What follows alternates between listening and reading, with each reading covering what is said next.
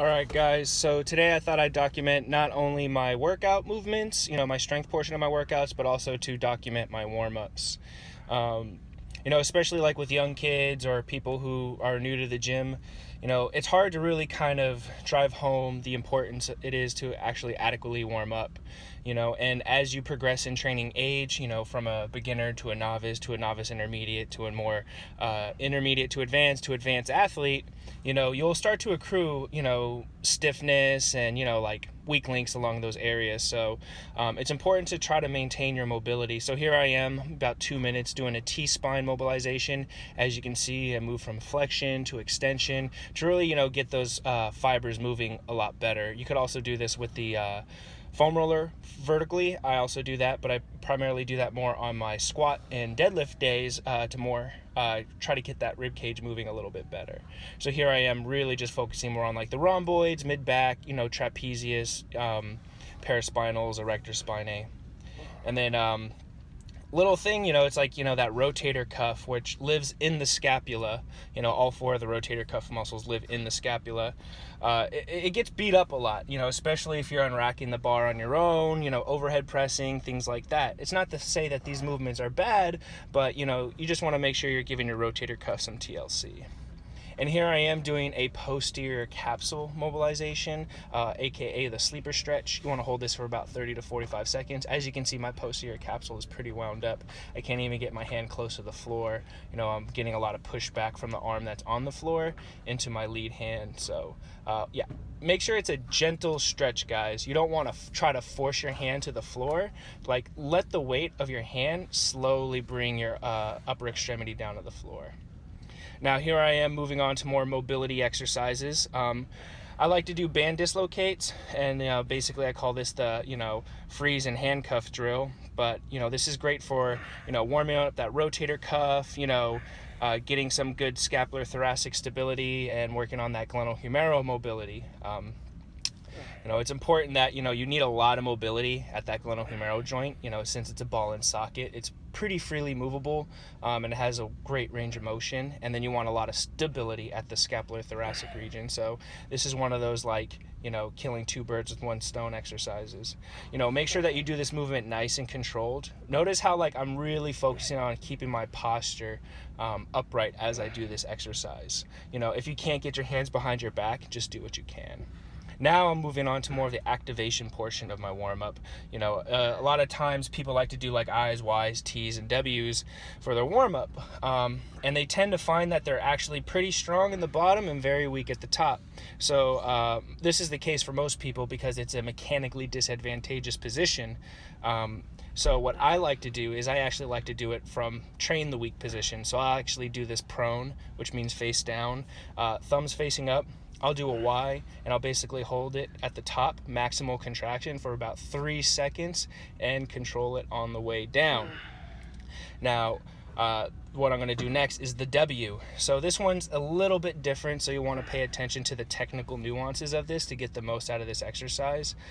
So not only do you want to bring your elbows up off the floor, but you also want to externally rotate at that glenohumeral joint. So for those who don't know what external rotation is, basically, you see where my thumbs are. I'm basically trying to bring my thumbs behind my body. Still working on that scapular thoracic stability. Here I am doing some band pull aparts. This band was a little bit too heavy. I forgot that I took my lighter band out of my backpack. I spilled the drink in my gym bag last week. So, for a couple days as that dried out, I was, basically just using my regular school bag. And I forgot to take it out. But yeah, just make sure that you maintain that posture, guys. You can see I'm starting to kind of go into a little too much extension as I do this. And these are some things that you don't want to do. You always want to try to use good form, especially for warm-ups.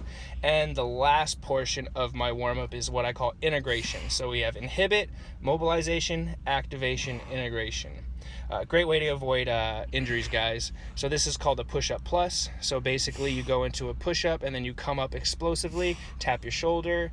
And the key to this is try to limit the amount of rotation that occurs at the trunk and hip.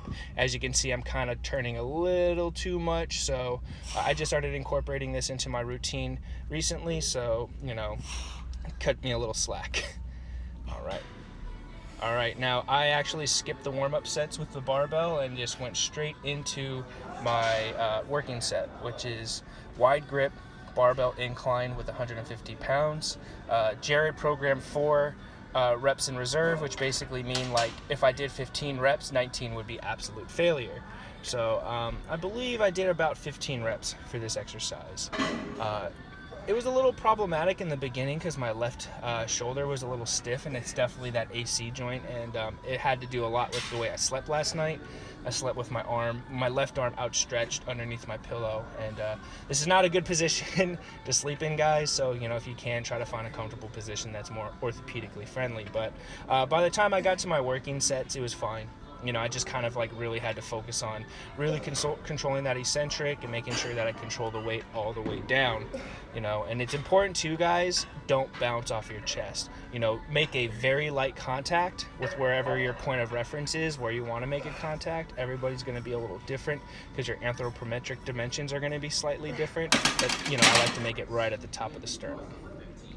All right, so I did 2 sets of 150. Now these are my drop down sets, so basically you decrease the weight by 10% and then you basically carry on, try to do as many reps as possible. Surprisingly, by the time I got to my drop down sets, considering there's 15 pounds less in the bar, it felt a lot heavier. Fatigue accumulates throughout the workout, guys, and that's why you want to make sure that you're putting your more challenging lifts in the beginning of your workouts, and then you put your less challenging lifts, or the lifts that don't really require as much technique, towards the end. There's obviously exceptions to this rule, but if your goal is not only to perform your best and lift the best load and also avoid injuries, this is just one of those general recommendations that I recommend most of my listeners use and utilize. All right, moving on to the skull crusher. So one thing you'll notice as I'm doing this, that in the beginning, the first few reps, I'm bringing it down to my forehead. Now, you can see now that I'm bringing it down to the bridge of my nose. So when I was bringing it down to my forehead, I felt it a lot in that triceps tendon, and I didn't feel it at all in my triceps. So that mid-range position, sort of that doesn't really agree with my elbow. My elbow definitely likes full range of motion. So what I did was I basically just adjusted my technique. So now I'm bringing it down to the bridge of my nose, and voila. My triceps are on fire, and my triceps tendon is nowhere to be found. So, guys, don't be so dogmatic when it comes to exercise, especially when it comes to bodybuilding. That mind-muscle connection is very important in making sure that you actually feel what the exercise should be doing. So if it's a tricep exercise and you feel in your shoulder, guess what? That'd probably not be a good exercise for you. And now I'm finishing up with dumbbell upright rows, which was, I really didn't like the fact that this popped up in my programming at first, but now I'm a huge fan because I really felt it in that medial delt. I had to adjust the dumbbell width, so you see my thumbs are slightly pointing up, and that really kind of took the pressure off my wrist. Actually, my wrist didn't feel it at all, so. That's my workout, guys. I hope you like it. I hope you utilize those tips and everything else that I recommended throughout the video. And if you like me, go ahead and hit subscribe and follow me all the way to the All-Natural Olympia. Enjoy.